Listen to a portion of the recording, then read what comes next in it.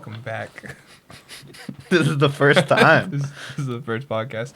Hi, my name is Richard Toyers. For those of you who don't know me, I am an Olympic silver medalist, and I now fight professional. I am 12-0 with 11 knockouts. That sucks. Yeah, what's your name, Christian? Go give us a little background. My name's Christian Cardoza. We met in high school. You want like a rundown? Of like how we met? I'm 6'2", 6'2"? 220. Yeah? Anyways, yeah. That's about it. I won the running long jump. I got 3rd place. Bob Matthias, 8th grade. He does have his own stadium. Yeah. I have a gym. They gave you a gym. I like my gym. I go there sometimes. They still play the same music we played when we were like playing sports. What music did they play? Like 2013, and we thought it was outdated back then. It's the same soundtrack, and I like it actually. I think it's almost like coming back around to being like. You know how when you think about music, you like associate it with whatever time in your life that you were like listening to it? 1,000%. For me, like I think about graduation, and that song "Congratulations" by Post Malone just came out, and we were all like, "Yeah, they played it at our graduation." High school senior year, the song I remember most was "Young, Dumb, and Broke." That's your senior year song? Yeah. That's when I started listening to hip hop, so I associate it with "Damn" by Kendrick Lamar, like that whole album a lot. Mm. Tanner got me into that. Before that, it was all alternative. Tanner got me into Milky Chance. Dude, I associate Milky Chance with junior year formal, because we were at Aubrey's house, and whoever had the like aux was just cycling Milky Chance the whole time over and over. Might have been Tanner. It could have been Tanner. Yeah, he was in on that. Tanner has some good music. Dude, Tanner and Hayden are very good at music, which are two other people from our high school. Hayden went to Mishnah? Yeah, he was just younger than us. Crazy. I think 2 years younger. Anyways. Is this one we did our intros on? Yeah, I flexed my 3rd place ribbon at Bob Matthias. But yeah, we're again long form content, and I feel like it'd be kind of cool to have like just you guys could get to know me a little more about like and my interactions with people. Christian's one of the people that we interact with. He took my computer. My thing with that is like, can we run this off of the laptop? Like just a laptop? Can we do OBS on a laptop? That's what I was thinking about earlier. I'm sure they have a Mac OS version, yeah. But then can I connect that and then have it be like a capture card as well and use the... You should be able to, yeah. I was wondering that. I was also wondering if you think there's going to be an iPad version. Of OBS? Yeah. I don't know. We'd have to look. Probably not. Yeah. Maybe, though. Those Mac Pros, the MacBook Pros now, they're pretty powerful. They're like little computers. Yeah, very true. All right. Let's get into some of these questions that we have not had ChatGPT make, that we made them all ourselves because we studied this. How did we first meet in high school, and what was your first impression of me back then? Dude, I don't remember like a specific first meeting with you, which means you must not have made a very big impression. I don't think I did either. It was interesting because like you had a couple groups in high school that you like floated between. I had at least 3. Yeah. I think the earliest I remember. Were you part of the Zach Stevens group? Yeah. Oh, dude, I just followed him back one day. You followed him back? I had to the group, or you mean? Yeah, followed him back to the group, and I stayed with you guys for like 4 years. Yeah, I think that there was, because there were a handful of groups, like I said, that you floated around with. Yeah. So ours was like Zach and them. Zach, Taylor. Aubrey. Tanner, Trent. Sal, yeah. Was Gavin there yet? No, Gavin was like a junior year. I feel like him again kind of floated between like another group and ours, but he was definitely around. Okay. Bella. Was Ramses in our group? Ramses was like, Gavin. He was mostly in our group though, for sure. You know the pole, like the middle pole at the center of Mishnook, like where the staircases are, and it's just cement. That's where we used to, yeah. Is that their name for That's that? Hawks Landing, yeah. Okay. It's on brand. Yeah. We went to Mission Oak High School, home of the Hawks. But yeah, I don't remember a specific. My first interaction with you that I remember is you coming back from Worlds. Really? When you lost to Azerbaijan. Uh-huh. And I remember not understanding the severity or like what even like the level of athletics that you were competing at and making fun of you lose. Like that was like a joke that I would make was like Azerbaijan. We just say the word Azerbaijan, and now that I understand like the level of athletics that you were involved in, I don't feel very great about it. But at the time, I just remember you coming back from Worlds, and then that's about the time that like my grandpa started. Thank you, Dempsey. Can we cut? Is this like a cut type of thing? You're gonna have to do something in post with this long, anyways. Yeah, we'll cut it in post. But do you want to let it out? Or we'll be right back. I'm gonna let it go. Let it ride. I'm gonna cut this out. Yeah. Dempsey, does he need to go out? I don't think so. I think he's just playing. I think he's just annoyed. He likes laying down halfway in between.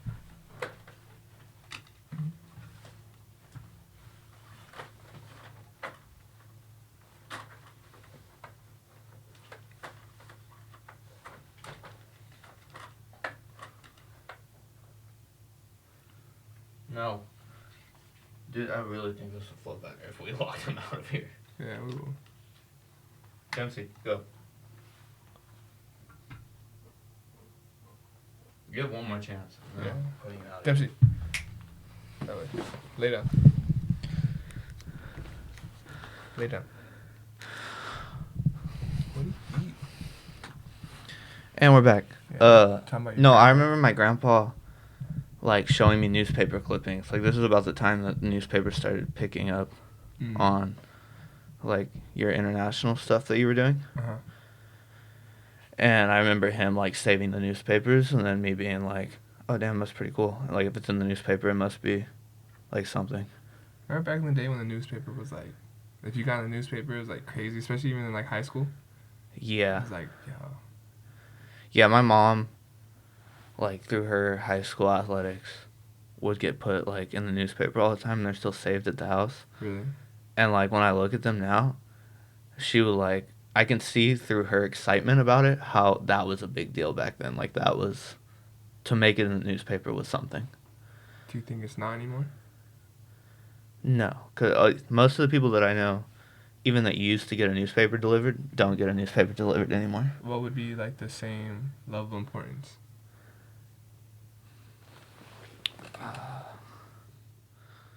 I don't know. It's probably transitioned to some sort of like social media based, just still news, I guess, but like a digital outlet. Like Visalia Stingers? It's different. I have a bone to pick with Stringer. Why? Because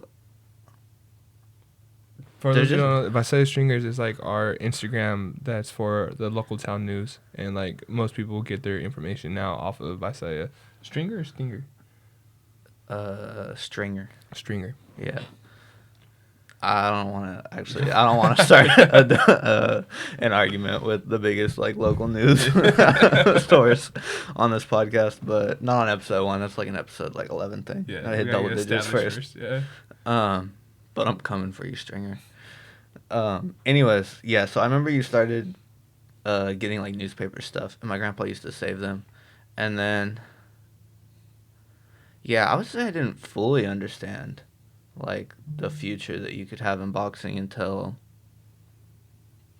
probably post high school, almost like 20, which was still 3 years removed from the Olympics, but before that. I remember having a conversation with you and you talking about at my graduation, because I think at that point graduating you had some offers to go pro already. And you were talking about turning them down. And there was a sum of money that you told me that you had turned down. And I remember thinking, like, oh. What was that? Do you remember the sum of money? I thought you told me 100. And I don't know what the fight contract was at that point, but my memory I just says heard like 100,000 signing bonus. 100 was a signing bonus. I think that might have been right. And I remember you telling me that you were turning that down to wait 3 years out to try to go to the Olympics. Yeah. And then I think in the coming months after that, I started to look into boxing a little bit more, and I started to understand that the path that you were on and like going through the Olympics was something that a lot of like notable boxers had done. And at that point it just kind of made sense to me. It was like, oh shoot, all these people, whoever, Floyd Mayweather, Deontay Wilder, Andre Ward, like all these big people went through like the same amateur system that you did, and going to the Olympics doesn't mean you're gonna have a great professional career, but a lot of the people that do have great professional careers went through that avenue. No, I agree. But I still don't think I fully understood it until probably like you went to the Olympics, because 2020 would be about the time that I got into like combat sports. And I think at that time I had a better idea of like how big of a deal it really was. So did you just not think the Olympics were a big deal, or did you just like not really like put it together? Like, it's interesting because I knew that the Olympics were like a big deal to like my grandparents. Like they would watch the like my grandma would get all excited for the track or women's volleyball and stuff like that. But no, I think I was kind of ignorant to how big in sport the Olympics is. And it's interesting now because like now knowing about it, I hold the Olympics as an achievement higher than like any like organization's belt or anything like that. And I think there's something interesting to be said too for the fact that it is an amateur system and people do it for the love of sport and not for money. I agree. Yeah, do you think that like nowadays Olympics are like all together? Like, 'cause you said it's like your grandparents valued it. Do you think that people don't value sport that much anymore, or like what do you think the shift is? Do you think there's just so much different content out there? I don't know if it's just that I'm older now and I have more of a finger on the pulse of like athletics in general, but it seems like the Olympics matter. Like I remember people that don't even like follow sports talking about Noah Lyles and stuff after this Olympics, or like a couple different athletes from various sports. So, and I don't know if that's just because like I'm older and I pay attention to sports now more, or if the Olympics just mean more. I can't imagine they mean more than they used to, because I'm gonna guess like in the 80s and the 90s that like the Olympics were a really big deal. I think so. I think, but it's interesting from your perspective because you've grown up in a household who's probably always put the Olympics on its pedestal. Yeah, I think that the Olympics means less in the United States because of the sports that we have. And I think that in like swimming families or people that are, like value swimming, and we had like so many medals, like everyone knew Michael Phelps was. That's fair. It's like our there's such a not a priority, but like people emphasize in the United States and put on a pedestal sports like basketball and that we're successful in NFL. So like, I feel like importance goes to success, and so like the more eyes are on the sports that the USA wins in. Yeah, I think. Why do you think that is? Do you think it's because we're good at NFL, or do you think it's marketing? No, I think it's because you want to cheer for a winner. Yeah, but at the same time, when I go back and I look at the amount of gold medals that the United States has comparatively to other countries all throughout the years, the United States is always up there. Yeah, no, we're always like top 3, I think. So it's interesting to me because I'm positive, even living here in the United States and the culture that we have, I'm positive that if you were raised in some other country, say whatever country, that there's more of an impact of the idea of the Olympics than we have here on like a younger generation. I can see that. I think maybe it's because there's so many different forms of content too, though, out right now, and there's so many ways to get your fix off. And like I feel like if you're I feel like the Olympics is almost like a prolonged gratification that you kind of need a backstory to, and I feel like we kind of stopped having those backstories. Like we used to be in magazines and like all over the paper, like the local papers and stuff like that. And I feel like everything is more on a global scale, and so unless you hit that stage on a global scale and you keep succeeding there, it's gonna be hard to build a story. It's also interesting too, like take a country like Cuba for example. I'm sure that the Olympics play a bigger part in their culture there, only because here we have so many different professional sport outlets that are being televised. I know like baseball's pretty big in Cuba, but like, and I could just be ignorant to it because I don't live there, but I don't know, understand or know if they have these big organizations that are being televised over there like they do in the U.S. From my understanding, they don't, because a lot of these other countries' top players end up moving to the U.S. for an outlet to make money in their given sport. Yeah. Also though in the Olympics and like other sport in like other countries, like I think in the UK you get like £1 million. And like Colombia, I remember talking to a guy at Youth World Championships. I had stopped him, and he told me that if he would have won that fight in order to get a bronze medal, that he would have got some land, he would have got a house and like a car or something like that. So now, do you think that that is the United States missing the mark on putting like putting a Dempsey? You're messing with the mics, bro.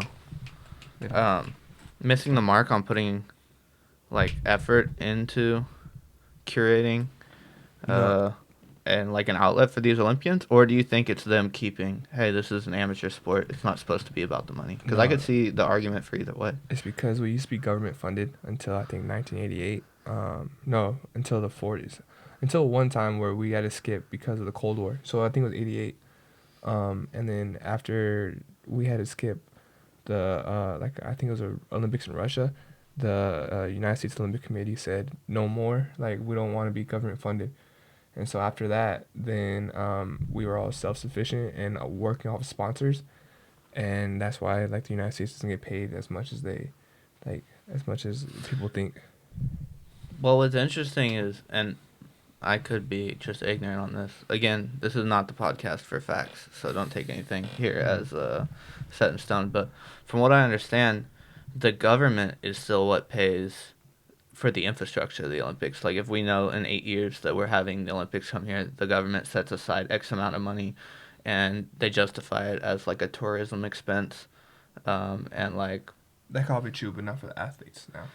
I understand that, but they put the money in for that, and then it's United States-based companies like MSNBC, or this year I think Peacock had a good part of it, who gets all the television revenue Mm-hmm. associated with it, and it's honestly kind of not a scam, but it's really not fair to the athletes because the amount of money and revenue and TV revenue and advertising that the Olympics gets in the United States being televised in comparison to what they pay out the athletes is, I don't know, it's just not fair. It's why a lot of people in your position don't end up sticking with the Olympics. It's like you put in all this time and effort throughout your youth to become like good at your craft, and then if you win, that's not enough to really do anything. It's not No, enough to feed. That's barely enough to feed yourself for a year. and you'll see like a lot of Olympians that are like teachers or like accountants or doing other things as well. Like it's not just like a lot of the amateur Olympians or even just like Olympians in general in the United States, that's not their only job, and it's really hard for that. I saw that. Did you see who's the guy? I've seen it at a couple of your fights. Oh, he wears the big time. Flavor Flav? Flavor Flav. He like sponsored a women's swimming team in the United States. Really? When he found out that they had when he found out that like X amount of the people on the team had part-time jobs Mm-hmm. while being Olympic level athletes, he like paid some sort of money to like help fund them. Yeah. Swimmers are the best funded right now though, Are because they? they have the most medals, so all the eyes are on them still. I could be wrong. It could not have been swimming, but I think it was. It could have been swimming. But yeah, no, it's pretty interesting. But yeah, back to the original part. I think once you were going to the Olympics I started to understand. But it wasn't really until I got into combat sports, probably like right around the time you went to the Olympics and right after that I understood that you had like a full blown career out of this. Yeah. Um, but yeah. All right, all right, all right. When did you first start coming to my fights, and what was that experience like for you? The first fight in Fresno. Was the first fight you went to? No, you went. Didn't you go to the Oh, never Western mind. fight? I went to yeah. That was Yeah. It was interesting. It was interesting because like I got not persuaded. We offered to help set up the gym because we had 2 rings for that one, right? Yes. So the boxing club went out there and helped set up, and this was with Armando. This is about the time I met Armando, and I remember getting there, and we're setting up like the announcer's booth and like putting like the microphones and stuff, and then I asked your dad like, who you gonna have announce this? And he like looks around and looks at Armando and me. He's like, "You two." I look at Armando. I'm like, "No shot." And then he like persisted and then like walked away. And I was like, "Is he serious?" And Armando's like, "He's serious." Yeah, And Armando's known your dad a lot longer than I have, and was like, "No, he's being serious." And then like we get the name list of all the athletes. And I'm looking at the bout sheet and at the different bouts, I'm looking at the names, and I was like, Armando, you got this, dude. And I was like, I'm not going to butcher all of these. But yeah, it was funny. So yeah, that was the first fight that I went to of yours. And actually, that's a good point. I probably understood there that like you were competitive at your craft at that fight because I remember, correct me if I'm wrong, but it was a dude that had kind of called you out and had wanted to take a bout with you, and he came came up from a lower weight class. Yeah, he was a world bronze medalist in the cruiserweight, so lighter heavies, like under 201, and I had beat him when I was like 15, and and like he didn't really talk too much. Like honestly, himself was like he was a cool dude. Like he was very quiet minded, didn't really do anything. His dad was the one that would go online and like talk, and so finally like my dad's like, yeah, cool fight. So just that's how it kind of happened. So yeah, I remember that, and then I remember how the fight went. I have that on my phone, footage still. It's like one of the first things on my iPhone cloud that's saved, but the guy got knocked out of the ring. Fell through the ropes, and it's an elevated ring, so he kind of fell onto the announcer's table. Yeah, I think my dad caught him. Was trying to catch him. Yeah, your dad was definitely trying to catch him. And yeah, that's actually a good point that just reminded me. I remember going to Target with you in high school, I think senior year, like the end of high school, and someone came up and asked for a picture. And it was just weird to me at that time because like at that time you had whatever on the 1,200 followers on Instagram, and this guy like came up and talked to you, and I remember being like, what the heck, like that guy wants a picture with you. So yeah, and there was a couple, maybe like 3 or 4 times up to the Olympics that I saw you take pictures, and then obviously after the Olympics everything changed. But yeah, that was your first fight, and then I didn't see you fight again. That was in 2017. That was our senior year. And then I didn't see you fight again until your pro debut. I mean, I have watched your. I think there was another international tournament after that I had watched. Maybe Worlds. Yeah, watched Worlds on my phone, and then I had seen obviously all your Olympic bouts. But then your first professional fight was Fresno. That was kind of different though, like compared to like the other ones. You know, like just like the atmosphere. Fresno? Like that first pro fight. Yeah, it was crazy. It was that was like a real eye opener. Was the pop that you got when you walked out there? Right. Even like as a debut, it was pretty big. So yeah, we were the co-feature on Jose Ramirez's card. And so most of the people it was a Valley card, so everyone that knew boxing like kind of goes to that, and then I was a co-feature, so I was the second fight from the top, or like from the main event. And man, when they're like in the summer 2020, he got a silver medal from Tulare, California. What was that like for you? Because that's the biggest pop you've had walking. You don't get that in the AMs. No, none at all. And during the Olympics it was COVID, so like we didn't have any crowd, you know. So like going from nothing to where it's just your team, like, oh, get him, Richard, like O'Shea in the background just yelling. O'Shea, shout out O'Shea, she's a world champ now.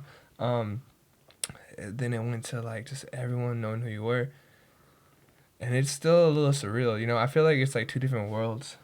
Are you playing that out in the locker room before you walk out there? Like, are you anticipating like, okay, this is gonna be different than an amateur walkout? Like, this is My first fight, yeah. oh, I didn't know what was gonna happen. I thought it was just gonna be like, I thought I was gonna walk out and it was like, yeah, cool, yeah. I thought it was gonna be more people, but I didn't think it was gonna be like that. And then all of a sudden I walk out, I was like, whoa. Well, yeah, you had to assume being the co-feature and so close to Ramirez fighting that the seats were gonna be filled, the people were gonna be there. You just didn't know about That the pop. So I had maybe been to two professional boxing fights before that of that scale, like maybe 3 in my life of all boxing, pro boxing. I never really went to pro boxing events too much, like, and the only thing I could kind of remember having that kind of goosebump feeling for, and like I want to get that one day, was Deontay Wilder versus Tyson Fury, and Tyson Fury came out on a throne, and dude, that Which one? I think it was the second one, Oh, but he okay. came out on a throne, and it was the most epic thing ever, dude. Like I think it was the second one because I think that's when Deontay came out in all that armor, and then Mhm. he like said afterwards that like he was all tired from walking with all the armor. and Fury just like stood up. I remember halfway through, and just like raised his arms and went like that to the crowd, and dude, like they almost brought the house down, man. It was the coolest thing ever. And I'm like, I'm gonna get there one day, and then I kind of felt a little bit of that, like myself when I was coming out, when I was walking out, but it was pretty cool. And so like I didn't think I was gonna be like that. I thought I was gonna be more like the smoke shows. But I mean, the Valley like definitely surpassed my expectations. Yeah, no, they've been behind you. I mean, you had a parade, and it seemed like people were there at the Right? parade. Yeah. It's kind of crazy, Which huh? is like I remember like hearing that you were having the parade. I'm like, oh, that's cool, and like it's not even that crazy to me to think like I think a lot of these Olympic athletes have homecomings post Olympics and like come home, Mhm. but there were people there. Yeah, it's weird. And I was like, that's crazy. Like people ask me like, when are you gonna do a meet and greet and stuff like that, and I'm like terrified of doing a meet and greet, like, because I don't know if anyone's gonna show up. Yeah. You know, because we did the training with Richard Torres or something at like COS one time, and the only people that showed up was my mom and dad. and so like they're still like, that's why it's like two worlds, you know. Like if you hit the right crowd, you're that guy, but if you don't hit that crowd, you're just a normal dude in the street, you know. Yeah, no, that's interesting. What else is interesting is like no one can prepare you for that. So you're like learning real time, like just while you're going through it. Yeah, and like you expect it, you know what I mean? But you only think about like the good parts of it, of like, oh, someone's gonna want to take a picture of me, someone's gonna want to do this. Like, you don't think about like the 2 hours you might be spending trying to take pictures of it, you know. What are you looking for? Is that recording or is it No, tied it's into just, the? it's Okay, just never mind. that, yeah. Um, You know, Yeah, like no. there's some like ups and downs to like the whole like this side of it, I guess. But then you gotta remember, like, you would beg to have this moment when you were like 15 or 16 or even 17. You know, you would like be training so hard for moments like that where you have to sit there and take pictures. And I feel like some boxers kind of forget about that. You know, they forget that like this is what we work towards. You know, and so you gotta have the good with the bad, and you gotta be okay with like taking time out of your day for like other people too, you know. yeah, did you picture that like on runs, being 14 years old, everyone knowing your name and stuff? Because like from my understanding, the dream was never undisputed world champion growing up. So Nah. like, did you picture walking out to this big crowd? I mean, I guess you assumed that the Olympics were gonna have I a crowd, but I pictured podiums. That's what I pictured, and like standing up on the podium and like that. Like, No more podiums in your future. nah, not too many podiums. No. So I mean, like, yeah, like, so that's why I kind of feel like right now is just all like house money type thing. You know, I went to the Olympics, and so this is kind of just like now I could set up people. You know, now I could like change like now I could change my life for like the better. But it is getting to a point in my life where I'm a little nervous because it's like the the risk reward is starting to kind of get closer to even with other people, like of me having to go back to college and really doing the whole college thing, and like being like now 6 years behind everybody, or like 5 years behind everybody, and then slowly like working that way. You know, I feel like the risk is getting greater and greater if I don't get like a payday. Does that make sense? It does. Like, not to get into your finances, but like you're close to that threshold. Yeah. So, So like it could be I understand why it's a high stress uh, time that you're in right now, because it's like I just need a little bit more, Cause and we'll be good. if I get land and like a little place there, like in Colorado or somewhere, set. Like I'm perfectly and then it definitely is house money, and I feel like it'll take a lot of like ease off, and I feel like I might be able to do that this year, but still it's like right now it just feels like I'm just gambling time at this point, and where my time's focused. Dempsey, For those of you who don't know why you hear that little rumbling, that's Dempsey. Go. Yes. Go.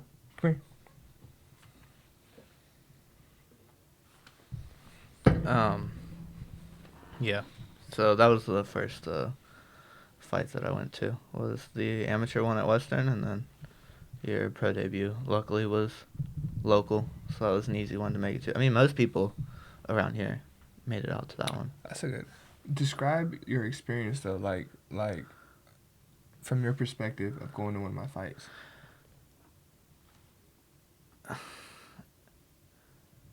I mean, at this point, I had already, I understood what was to come. At this point, I had already got relatively into combat sports, and like, I, I didn't expect the pop that you got on your pro debut, but I understood that like, there's a whole, like, community and like outlet for these professional boxers, and being an Olympic medalist, you were gonna have some eyes on you.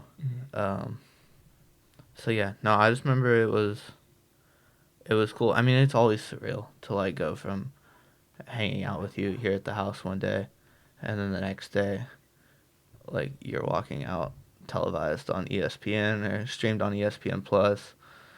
Trying to leave the fight. Trying to leave the fights is always the Crazy, right? the one that really puts it into perspective for me, with how many people are trying to, and it makes sense because like that's your crowd, like a crowd of people that is into boxing and would pay money to go to a boxing show is gonna be the type of people that want pictures and stuff. But yeah, no, it's surreal, man. Leaving the fights is, like I said, really always surreal. Yeah. I remember in the Glendale fight when they took us like out the back and we went like down the elevator, and like, yeah, it's interesting. And then you're walking out the front doors, or like around the side doors, and you're coming around the front of the venue where everyone else is exiting, and then it's like, all right, how long is it gonna take us to get the quarter mile back to the car? So yeah, no, it's interesting. What else is interesting is, I don't want to say which boxer it was, but do you remember when we were leaving the one fight, you took a bunch of pictures, and then we won't name drop the boxer, but then I that don't boxer. care. Lorenzo Medina. Okay, go ahead. Yeah. Well, I don't know if we should give him that. Yeah, I'll go away. He came up to me. He was like, "Hey," and I didn't know who he was, dude. I thought he was like an amateur fighter, and he was like, "Hey, 2024," and I was like, "What?" He's like, "2024." I was like, "Oh man, you trying to go to the Olympics? Yeah, good for it, man. Good luck. Best of luck to you, dude." He's like, "Nah, we're gonna fight," and I was like, "What?" And he's like, "Yeah, I want to fight you in 2024." I was like, "Oh, okay, cool." And no, at this point, like he has like 6 or 7 people around there with cameras. It might be like 4, but like everyone has a camera in like 5 different angles, and like, and then he's like, yeah, so you heard it here. I'm gonna fight you 2024. First off, I don't even handle Yeah, you who don't I pick fight. fights. Yeah, like so that's not even me. And I'm like, oh, all right, like you're probably talking so. And then like, and then we took pictures and then we left. And that was the first time I was like, I need someone kind of with me if I'm walking, because like if that dude wanted to sucker punch me or something, like I wouldn't know what I would be doing. Oh, also he's like his and then afterwards I was like, hey man, best of luck. He was like, by the way, you looked horrible this fight, and I was like, good luck, man. you know. Yeah, no, that was an interesting one. What else was interesting, and this goes back to like it being surreal how many people want pictures. I don't know if it's because you're on the come up or what, but again, I won't say which fight it was. But we had taken, I don't know, 60, 70 pictures already. Probably more than that. It had been like an hour since the fight. And then you're still taking pictures. We're walking back by the venue, and the headliner is walking by us. And nobody's taking pictures. And you dap him up, the headliner, and you're like, he keeps walking, and then you realize, like, wait, this guy's just walking through here. Oh yeah. Yeah, and I don't know if you want to say who it was, because I kind of like that guy. Yeah, no, he's a cool dude. Cool dude, but that was an I think interesting one, too. he's from a different country, but still, he was known. He still was He was the A side Yeah. of the headlining fight. It wasn't like, yeah. Anyways, That was wild. that was wild. I think that might be my social media prevalence though. Yeah, Like, probably. people actually know who I am. By the way, I lost 1,000 followers. Wait till this podcast drops. Yeah, I'm gonna lose. I'm gonna lose so much more. Yeah. Dang, dude, that was crazy. I forgot about that. I didn't, because I was like, that's the guy who the show's built around, and he's just walking by here with no one. That's crazy. Let me see. Do you want to talk about your fitness? We could touch on it. I don't know how much there is to go. You can ask me the first one right there. All right. You started working out with me a little bit. What inspired you to get into fitness? Probably insecurity. Really? Being a smaller person, growing up. Like, I graduated, I was, whatever, 5'8" and 130 pounds, maybe. So I would say that, like, wanting to put on some size. Mm-hmm. But on top of that, getting really into mixed martial arts and boxing as, like, a fan. Mm-hmm. The only thing that makes me, like, more enjoying my time than, like, watching these people do it is to, like, be able to like, try to move my body and practice some of these sports that the people that I watch like to do. So I enjoy going to a boxing gym when I can. I enjoy training jiu-jitsu. I enjoy running. What got you into watching MMA? It's a good question. It's probably a byproduct of some of the podcasts that I watch and, like, them being fans of it. But I remember my first fight that I watched was Khabib and McGregor, which is, I think, might be the biggest UFC gate that they ever did. And I watched that, and whenever it happened, I think it was 2018. And then I didn't watch any more after that, but I remember enjoying it when I watched it. And then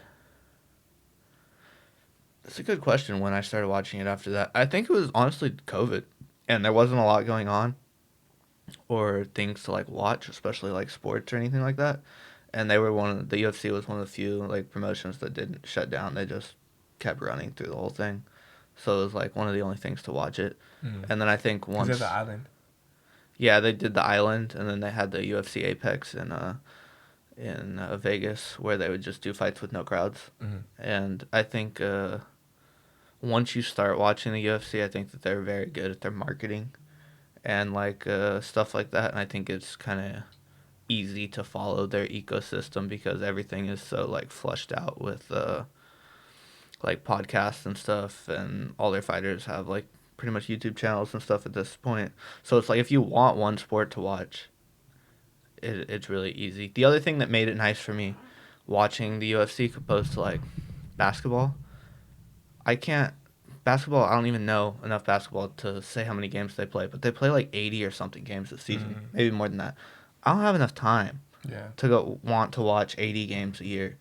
The UFC, you can start just being like a pay-per-view fan. They do pay-per-views once a month, and like it's cool to have one event a month to like watch, and there's not that much to keep up on.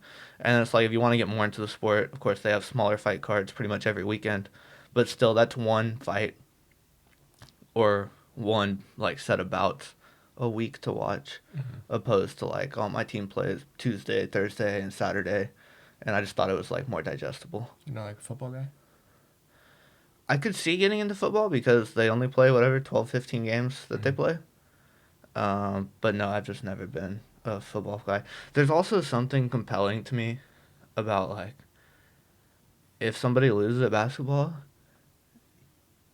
you could go up to them and be like, "I would beat your ass." Like, yeah, you beat me in the sport, but like Uh-huh. the ego and the testosterone through our like blood goes like, "I would murder you."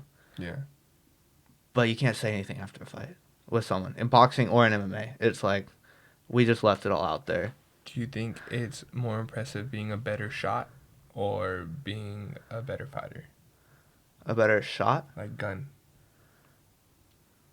Uh, Because, like, you can say the same thing. Like, yeah, but, like, you can't handle this pistol or whatever, you know? I mean, it's a good question. I think fighter because like I don't know because I was gonna talk ignorantly about people that are really good shots right now. I'm sure they put a lot of time and stuff into their craft, uh, Uh-huh. just like fighters do. Um, but yeah, I don't know. There's something cool about I think using your body. We talked about this the other day about like being competitive and like exercising the way that you like move that median to move your like game piece being your body to Hmm. be competitive. And I guess like in some ways shooters are using their body, but yeah, I don't know. I find the MMA and boxing just more compelling. Have you gotten into, like, kickboxing and Muay Thai at all? Nah, I'd like to. At the same time, I'm a little afraid to get kicked in the head. Yeah. Uh, but yeah, I think it's interesting. I will watch some kickboxing, like a Hmm. little bit, like big K1 fights, and I think one championship has a kickboxing league. Muay Thai is interesting to me, but Would you agree that they're different sports, though, at least? Or are you one of the people that are like, oh, if you give, like, what were your odds with Ngannou versus, like, Wilder? I mean, Ngannou versus Joshua. Did you have any hope for Ngannou? no. Okay. I had a little bit more with Tyson because Tyson, from my ignorant boxing perspective, is a little bit more of a brawler than Joshua is. Joshua's a tiny bit more of a technician uh, on the way that he fights, and just stylistically, I thought, okay, either of them, like you're in there with another man, Nagano had a punching chance, Hmm. but I thought he was more likely to clip Tyson than he was Joshua. Okay. But they're completely different sports. Like I was not one of the people that were like, Francis Ngannou might be the greatest heavyweight of all time. Like Mm. Tyson better look out. Yeah, Like yeah. no, I didn't think that could happen at all. 'Cause I don't think that you could, like, put a boxer in the UFC ring or, like, in the octagon and, like, have a, No, like, and stand a chance. anyone would be ignorant to think that. Yeah. No, I agree. How do you think that the crossover is easier from boxing to UFC, though, than UFC to boxing, or do you think the other way around? Like, if you, I like, don't want to piss off any fans here. given 3 years.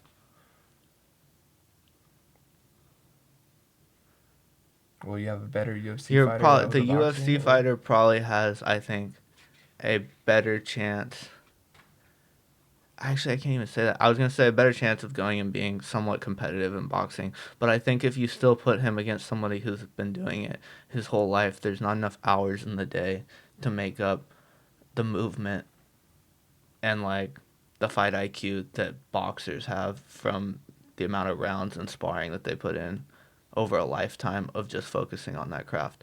So I was gonna say that the UFC fighter, mixed martial artist, would have a better chance.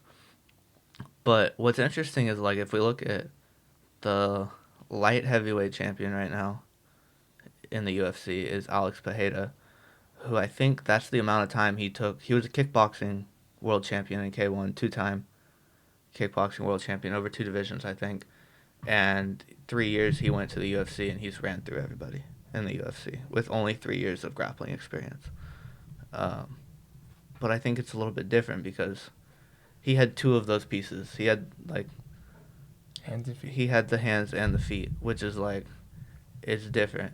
Like the distance even that you stand from your opponents is different than a UFC fighter just because of anticipating like being kicked. Mm-hmm. So I don't know. I don't really have much more to say on that. I'm gonna piss off some boxing fans if I say any more. Now's the time to do it, Christian. We're gonna have about 10 viewers on this podcast. So. This far in, I hope we don't. But next question. I mean, this far into like the podcast right now. Yeah, I hope they would have dropped off about 5 minutes in. Yeah, probably. Let's see if there's any other questions right here.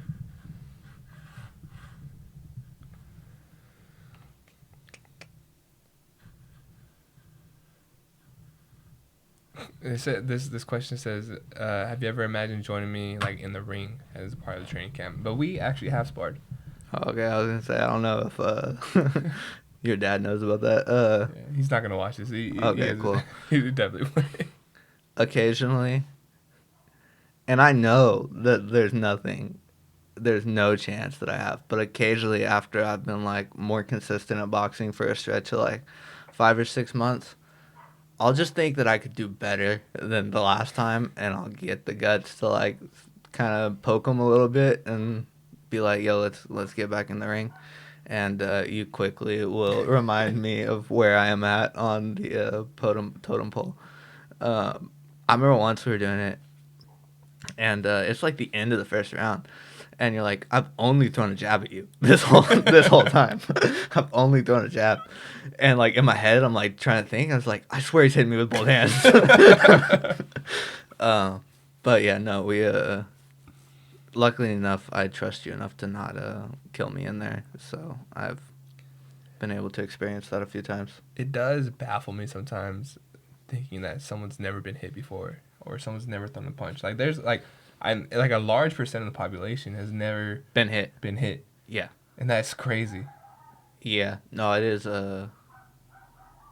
It's probably not good. Like if you have kids in this world, you probably should get them introduced into some sort. You just should know what it's like to face adversity. Do you feel more comfortable and like safer now that you know how to fight a little bit? Yeah, 100%. Right? Like 1,000%. 1,000%. Not even close. Like, yeah. I feel better, and you should. Like, this isn't a revelation. But I've put on, like, maybe 20 pounds of muscle, 30 pounds of muscle since high school. I feel better, safer walking around just from, like, being able to throw a punch and being able to somewhat know my way around grappling than I do, like, just being stronger than I was back then.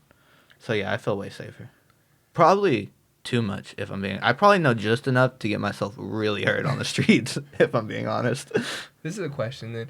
So, like, before you got into fighting and stuff like that, what would you think when you walked into a room or something, like, or like someone else, or had a confrontation? Like, what, like, would you just be like, we're not gonna fight? Would that not cross your mind? Or like, what would like? Well, it's a good question. It's been like long enough now. Cause like 2017 is when I first went to the boxing gym. I think I felt some sense of more security, like immediately post that. Cause you used to joke with me back in the day. Like you used to tease and stuff like that. Like how you're saying with the Azerbaijan.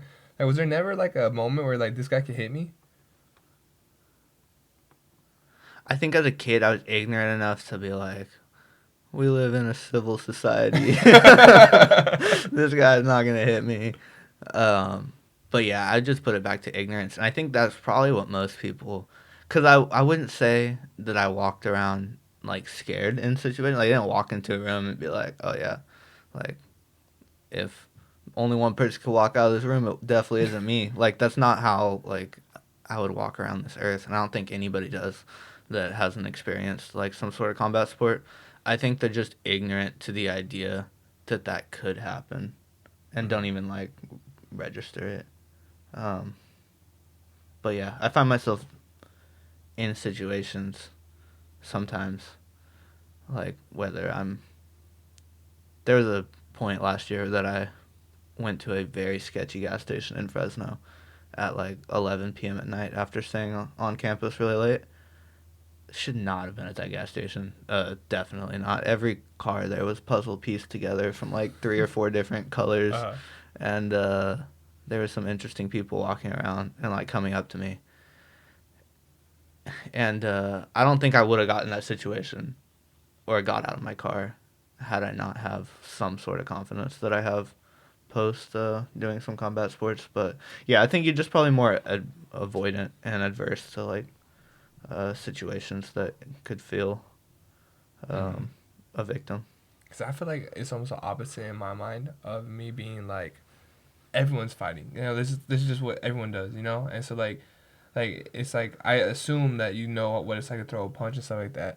And so when I would go into sparring sessions or something like that, and they'd be like, "Yeah, I've been fighting for 2 years doing this," and you see them like throw a jab, and it's just like, because you could tell someone's a fighter by the way they shadow box, you know, and then you're like, and then they throw a jab or something, and I remember just like I'll stop and I'll look at my dad, and sometimes my dad would just shrug at me like I don't know what we're gonna do with this guy either, and like that's a guy that's been boxing for like a year or two. And so it's like it's really weird to me for someone that's like there's people that have never been punched. Dude, it really is just ignorance. Like you see all the memes about like people being like, "I see red," Uh-huh.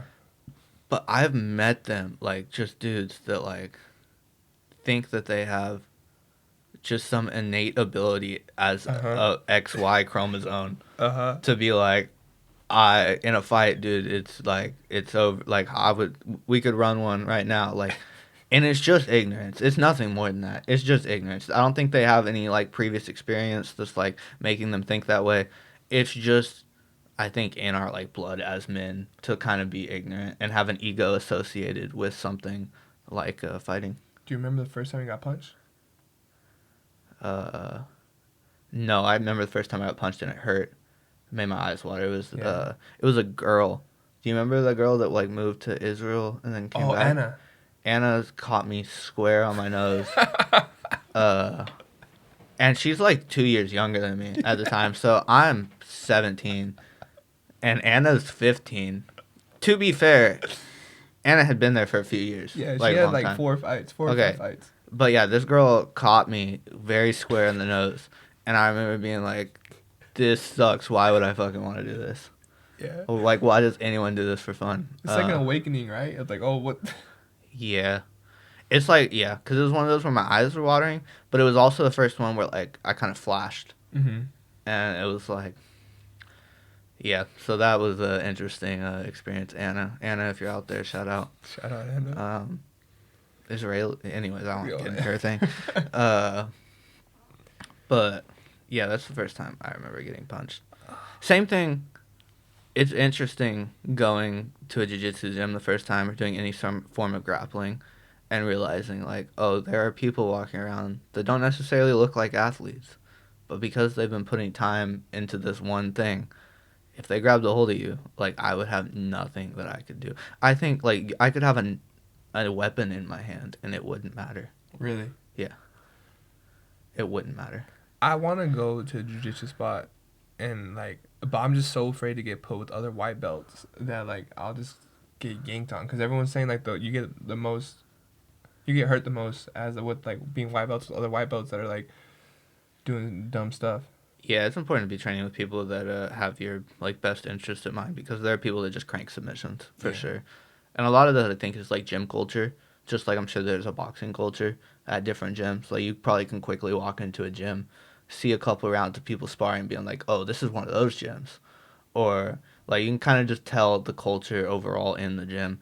You can not quickly find that out at a jiu-jitsu gym at first, but like immediately rolling, you will figure out like, oh, these people are taking care of me, or like, oh, I'm gonna get beat down here.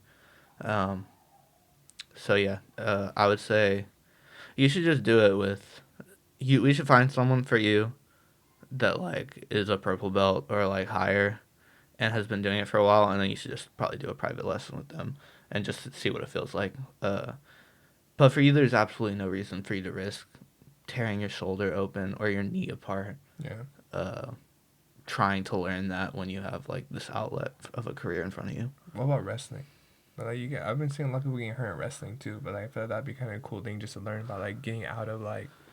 Oh yeah, no, I mean, it's probably the best base for grappling. It's definitely the best base for grappling. But they all get hurt too, dude. They all have knee braces. Almost every single one of them. Yeah. None of them can hear out of their ears. But yeah. Are you proud of being from Tulare? Or Tipton, I guess. Are you proud from being from the Valley? Does that give you a sense of like anything? It is home. Like, I don't feel in other. I feel like I could transition to living somewhere else fairly easy.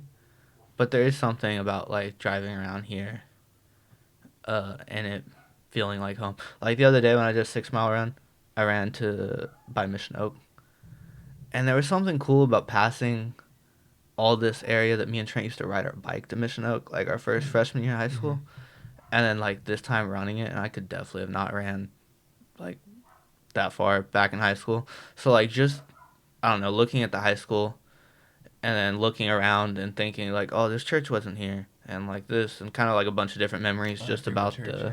the evolution of like this little area. Kind of did make me feel a certain type of way, but I wouldn't say that like if I'm when I'm traveling and people ask me where I'm from, I don't feel a sense of pride associated with the valley for some reason. Mm-hmm. It's interesting, real quick. I definitely don't. If you travel and you say you're from California, most of the states we've been from, it's not a good look.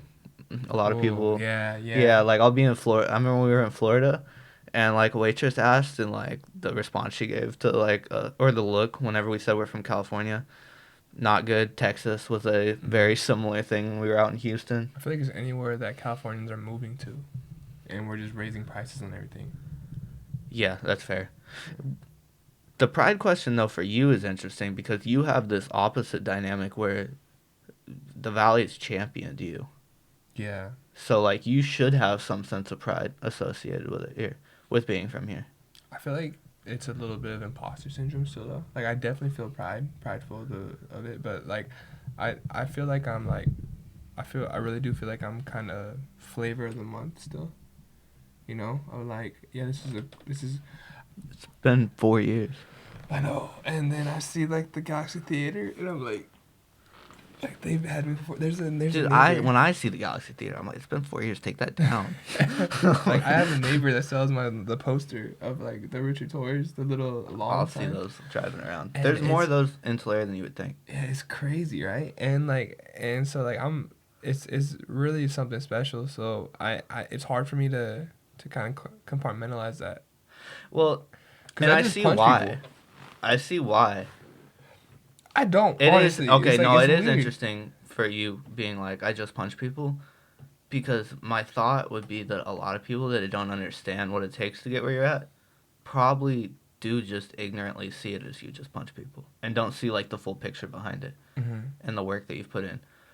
But at the same time, I see why people here champion you because like if you're from Boston, there's a lot people like get behind sports like local sports teams, like huge Red Sox fans and stuff out there, or the God, I'm gonna butcher this. I hope whatever 10 people are gonna see this.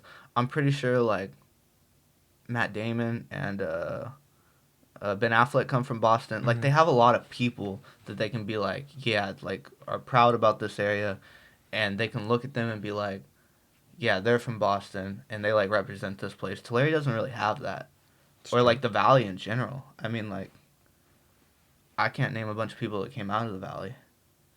Athletes, I think of you, Jose Ramirez.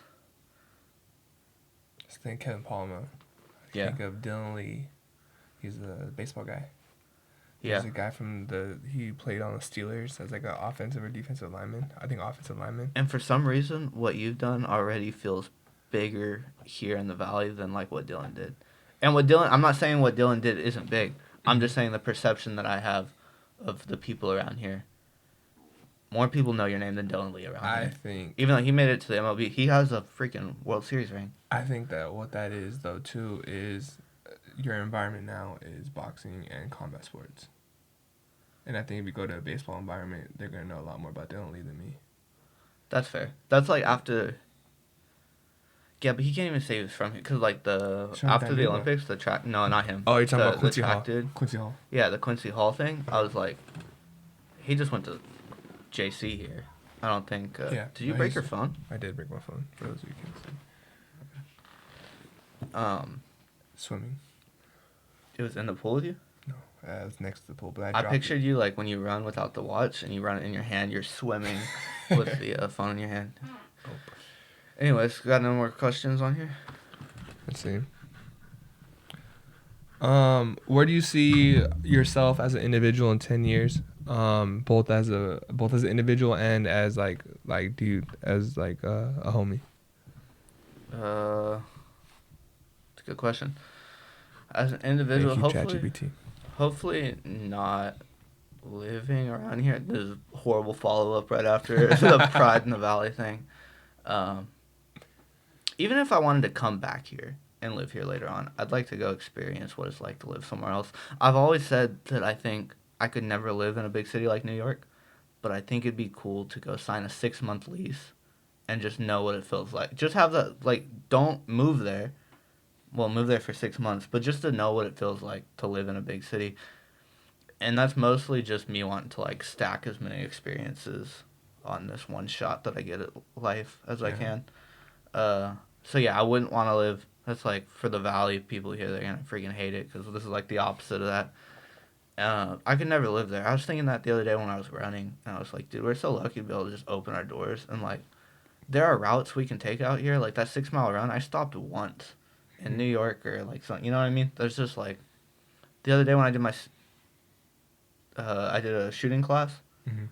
It was like right down the street at a dairy, and we're just like, it's like 2 miles from your house, and it was like just outside. And right it's like the daycare. Where, bad joke. No. But there's like freedoms that we're allotted by living here in the Valley that you don't get living somewhere else that I think is cool. So anyways, in 10 years, I would like to have settled into a career and hopefully found myself in a position where I have enough free time to do like an adequate amount of traveling, and then hopefully have a house wherever it is that I move to. Colorado does seem really cool, and I've only been there once, but I was looking at Utah even too. Utah has some cool landscapes. Yeah. I haven't looked at prices there as far as their stuff. I might come back Mormon, but I was hearing about North Carolina. North Carolina. And a lot of people moving to the Carolinas right now. So yeah, it's crazy to me how many people like grow up in an area and then never leave their whole life. Yeah. It's like my grandparents who've like lived on our ranch like their whole life, like 50 years in that house. They have zero desire even to like, and they've had enough money. Like they could have went and explored or traveled, but they just don't have the desire to. And I think about it like a video game. Like why would I not want to like pop in a different map? Like why would I always want to like play the same area? The same thing too, I think that like how much a lifestyle and what your day-to-day would look like differently just based off your environment. And then also I think that like there's every area has a little bit different of a culture that I've noticed whenever we travel for like your fights. Mm-hmm. And I think that's interesting. I really liked I thought Florida was cool. I really like Southern Florida. Yeah. It seemed like, I keep telling people, it felt like what LA should be. As far as, I felt like it was a little bit cleaner. The people were super nice. I felt like they were less jerks than Southern California people. Lot of good, there's like a really diverse population there too. A lot of Cubans, Puerto Ricans and stuff. So there's a lot of different food spots. Yeah. We had that one, like, I don't know what that Mexican food spot was that we ate that morning, like right across from the beach. Right. But that place was good. Yeah. So yeah, I just want I just want to try different places. So yeah, 10 years, different location hopefully, and then whether I'm flying airplanes or doing some sort of finance job, I hope to be in a position where I have enough time off to do some traveling and stuff. Uh, 10 years for you. What do you think that looks like? That's 35. I think. See, all the fighters will be like 35. Oh, it won't be fighting then, and then they're all somehow still taking one fight a year for Yeah, world right. championships. I think that I'd be like towards the like top or like finish in my career. I think that I hope I have a kid by 35. That's a good one to throw in there. Yeah, I think I do. I think by 35, I hope I have like, or at least a significant other. Like I hope I have like a wife, or like a partner that I feel like can be my wife. I hope I have like the whole family thing kind of going, because I hopefully like the land that we get next year is gonna be like, it'll be good. I hope to live next to an international airport. That's fair. Yeah, because in that way everything's close. Yeah. Yeah, unless like the whole. Put a runway on. Yeah. So yeah, no. 10 years is interesting. I 10 think years is a long time, dude. I saw someone that was talking about like you should have like 1 year goals, 5 year goals, 10 year goals, and then reassess them every single year. And I thought that was an interesting exercise to like write them down, and then over the course just see like, oh, 10 years ago this is what I thought I was doing. Even if you're not there, like just to be able to see, oh, this is how much my goal has changed over the last like few years. When you were 15, what was your 10-year goal? 15, my 10 year goal was, again, ignorance was like, I probably wasn't putting too much thought into 10 year goal. It was probably something associated with like, I'm trying to think, when did we get into crypto? Oh yeah, that was It around. was been like right after that. So like 16, my 10 year goal would have been like retired off of crypto, have like a crazy nice car. Um, yeah, just ignorance. I don't think I really started thinking about the future until like post high school. I didn't grow up with like a certain thing that I wanted to do. Yeah. Like I was never that kid that was like, because there are people that's like from 9 years old like I want to be a doctor. Yeah. Or I want to be a nurse, and that was never me. So Never farm? You didn't want to do the whole farm thing? um, no, no, I I would now looking back on it. Mm-hmm. I think that's a good life.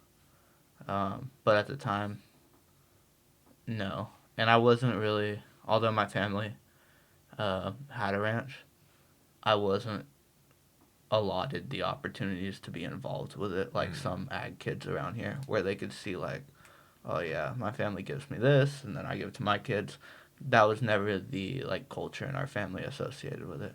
Gotcha. There's also some other like intricacies in there with like the family of why that probably wouldn't be feasible, but anyways, next question. I think that my 10 years when I was 15 was thanks a lot for asking, by the way. Was I would have asked if I cared. yeah, thank you. I know you don't. I care. The viewers care. It's the Richard Torres podcast. No one else is involved. That's not what this is called. But I think that my 10-year when I was 15 was Olympics, and then I was gonna be an engineer.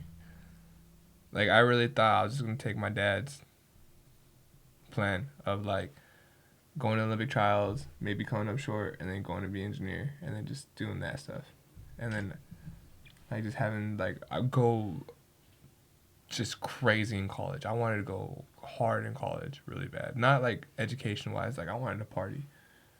I wanted to experience that side of it. Cause like the grass is greener type thing.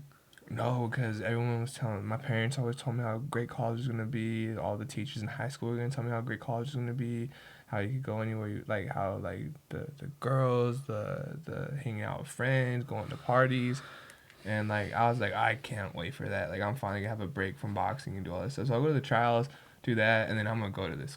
I'm gonna check out college, and then Cal Poly was right there. I was like, I could be on the beach during college. I was like, yes, you know, and so then the Olympic Training Center called, and I was like, guys, but college. And then they're like, you can always go back to college. I'm like, I was like, you guys told me college was the best time of your guys' life, though. They're like, nah, it's the same thing as the Olympic Training Center. And I was like, yeah. And then they're like, I was They like, lied. yeah, no, I know. So For your the betterment of your career, but they lied. yeah, yeah. So, Dude, at first, actually, now that you mentioned it, if you would have asked me at 15 or 16, I think I would have said that I want to be a lawyer. really? Because I, again, being ignorant, was one of the people to watch Suits right when it came out, and not last year for some reason, like everyone else started watching it.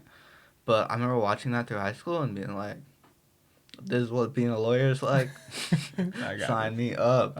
And so that's when I first went to college, like post high school. I was a political science major because I was just like, oh, this is what I'm going to do. But then it quickly, like, I realized what lawyers actually do all day and, like, how many hours they put in. And that would cut into, like, my goal of having, like, a bunch of free time to travel and do stuff like that. I had the same realization literally last week when I realized, like, oh, you're graduating this year. I was like, I could go start studying for the LCATs, which is the law school admissions test. And I could go apply for a law school, like, this summer and then see which one I get into. And I could go to law school. And then, like, after, like, toying with the idea for, like, the rest of the day, I was like, yeah, but then I would be a lawyer. Which is, like, cool to say that you're a lawyer. But I don't know, I think it takes a certain type of person that wants to, like, do tedious office work all day. After you get a degree, though, you could just take the test and say you're a lawyer. No, you take the... Oh, you mean a bar? Yeah. Yeah, you could. Why don't you just go take the bar and just see? Just see how I do? Yeah. Okay. Like, B. C. C. C. Let's do a couple more and then let's end this. How do you see our friendship growing? I don't. If you could give advice to someone starting their fitness journey, what would it be? You? Okay, let's go with Christian. Yeah, go ahead. Oh, yeah, never mind. This is the Rich Torres No, podcast. go for it. Get it. What would your advice be? My advice would be ask Richard. Hit him with it. Ask Armando Guzman. That dude's a beast. He runs marathons for a living, and we just kind of both work out with his workout plan. Also get a coach or a training session or a group of people that are like-minded. I'm gonna say eat right. Ooh, that's a good one. I'm gonna say eat right. I'm not, because I don't start my diet back up until tomorrow. So. What's the ultimate vision? What the fuck? Next question. There, well, we had that. Those are like the ending parts. Support. We could do a couple more of your fight. The Fight World ones? Fight, yeah. 9, I do. You get nervous when I get in the ring? Yeah. It's the only bout. bout. Why would you say 9 instead of reading? My bad. So the question is, do I get nervous whenever Richard steps into the ring? How do I deal with it? I don't really know how I deal with it. It's going to happen, so we just let it play out. But I definitely do get nervous just because, like, you've made it so clear to me how much this point of your career is, like, critical to, like, what the next 3 or 4 years look like and, like, how big of a difference one bout can even make here. And then even just being a boxing fan, like, I'm able to see some of the other guys that are up and coming and then they get a draw or a loss and just see how much it, like, curbs their career. Yeah. So, yeah, I definitely do get nervous, especially, like, your last fight. Like, I hit you with a flush left hand or whatever it was. And well, I got hit. You rolled with it, I understand. Yeah. I understand you rolled with it, but... Like, were you more nervous than when I fought Joey? Glad that wasn't Zhang's hand. What? When I fought Joey, like, were you more nervous then? Because I got, like, yeah, no, I was swinging. It was nervous when you fought Joey. All of them, I get nervous. Yeah. The fights are fun, and then like you walk out, and then it's like nervous, and then like once you win, like it's fun again. But like it definitely is a little nerve wracking. Yeah. No, Uh, picked up any lessons or inspiration from seeing you training? No, it's just made it clear to me that I could never be a top level athlete. How do you? You know what I wanna go into a little bit that whenever we did have the argument where it was like I could do like 90% of the workouts, and I was like, no you can't, Okay. I think I wanna change it up because this happened with Brett one time too. Okay. Of Brett saying like, hey Rich, I feel like if I were to dedicate my life to boxing and do everything you did and have the same thing that, like the same type of training that you did growing up, I think I could be where you're at. I say yes, like I think you can, and so I do think you can do like 90% of my workouts. Okay. I don't think. But I want to add to this, and he's gonna disagree that I said this way, but I said I could do 90% of your cardio workouts. I didn't mean his boxing or strength training, and I meant of your run specifically. I didn't, because I very much understand that I cannot keep up with you on a Versa climber or in a pool apparently at this point. But my thing is I think that it is doable, but doing it is the part. That's the difference. So I do think that 90% of my workouts and a lot of the stuff that I do is doable, but doing them is the difficult part. I had to ask myself. I don't really want to reflush this argument, especially in front of 10 people. 3 people. Yeah, well, 2 maybe now. For them, if any of you guys are still here, I've been running relatively consistently the last 6 months, and we do a lot of runs together. Mm-hmm. And I was saying that of his runs, and I might not have specified it, but what I meant was of his runs, about 90% of them I could do. And that like 1 in 10 of them, he goes out there and does what he would call a workout run. And for me, I would call it impossible. And those I could not do, whether he's running like a 6-10 split for freaking 3 miles or you're doing like intervals. A lot of those I can't do. But just of like his road work is what I would say. Like just his like, I'm just keeping up on my cardio, which is not even that impressive of a thing for me to say, which is why I don't want to reflush this back out. He has like 80 pounds on me, and he's very, very fast, and I can't beat him at any race. So Armando can, though, so shout out Armando. Yeah, Armando can. So yeah, I don't really want to reflush that out. But what you're just saying about anyone can if they had the same like life experiences, do you feel like that takes away somewhat of your... No, I think that gives me more of an edge a little bit because it's doable, but people don't do it. So it's not like something I was born with. It wasn't like this magical gift. Like my environment was definitely of being put in that spot, but like I think that knowing, and I think that's why I take a lot of pride in my conditioning, because I think that conditioning is like a nurture, not a nature thing. I say that too whenever I see... I remember I asked you this. Uh-huh. I asked you, would Tyson Fury be a better boxer if he was just in insane cardio shape? If he could walk out in round 10 with the same energy that he did in round 1, would he be better? And you said 100%. I said, why don't they do that then? And you said, because he can't. I remember that. And you said that meaning because he won't, therefore he can't. Yeah. Like which wasn't interesting. Yeah, and which isn't real, but facade of free will. But it gives me more... Do you think it takes away from where you're at? Do you think... Obviously, some people look at you and be like, this guy works really hard, and he's there at the top because he can out-condition people. And you think that takes away from people being like, oh, no, this guy can sit there and box. This guy's work rate is what's got him to the top. Does that hurt? It hurt when, and only 5 people are going to watch this, so it hurt when Andre Ward put me on Twitter, like saying like Richard Torres has a lot of heart. But before that, he talked about how like Keyshawn Davis' ring generalship was impeccable. He talked about Duke Rakin's jab. Talked about Tiger's speed. He talked about Troy's like defense. And then he was like, Richard got a lot of heart. I was like, To be fair, like, you showed more heart at the Olympics, I think, than they did. yeah, It seemed to what, matter what to does you that more mean? when Keyshawn lost. Uh-huh. Key, I don't have any bone to pick with you, but when Keyshawn lost, I think he immediately went up to the camera and started like being like, "Pros, blah blah blah, you don't know what's coming. DB3 to the top." Like immediately did that. You were crushed. Yeah.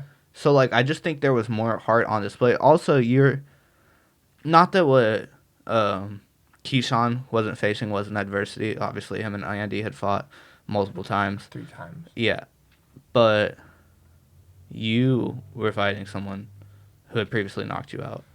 So I just think there was more. I don't know. It was interesting. Yeah. I but, could like, see why somebody could watch all those bouts and come away and be like, Richard has a lot of heart. Does it hurt coming from Andre Ward, who obviously should be able to look at what you're doing and be able to pick out something else? Sure.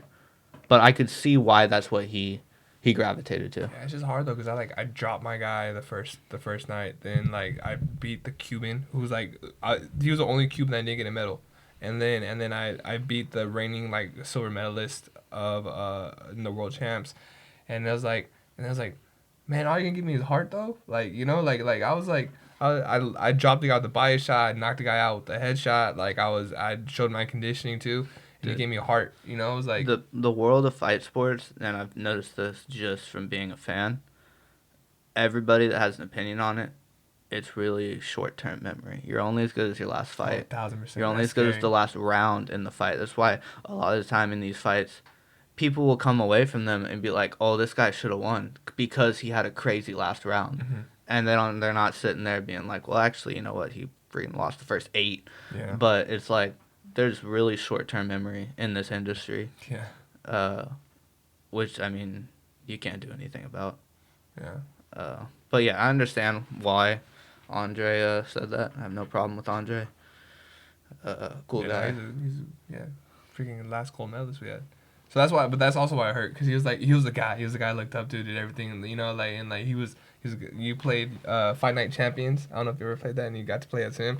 That was the coolest thing ever. And then there's also some amount of respect I have for him for going out the way he did.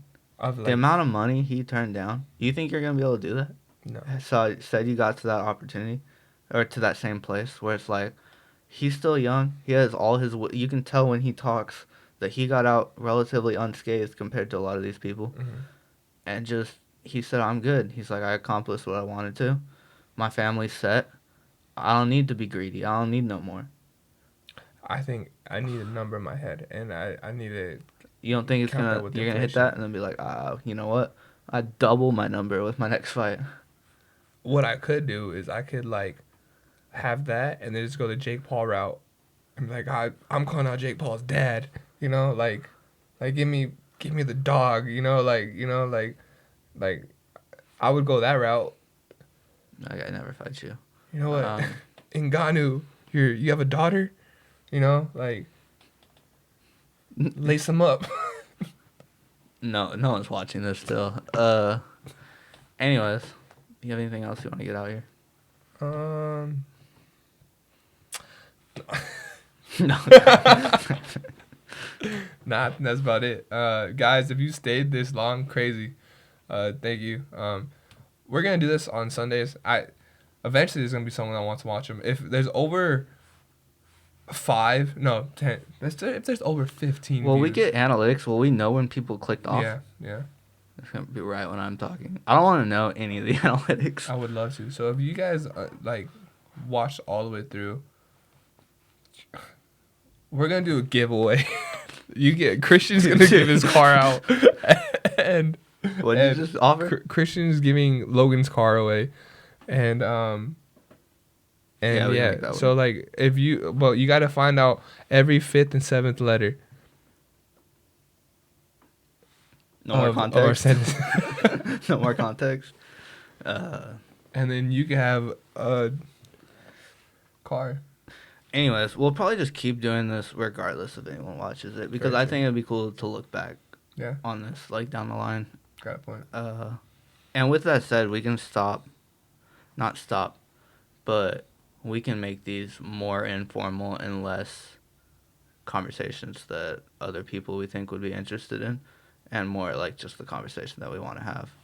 Because like we would not have sat here and talked about probably our high school memories if this wasn't like a platform for other people. What we would have talked about might not have been.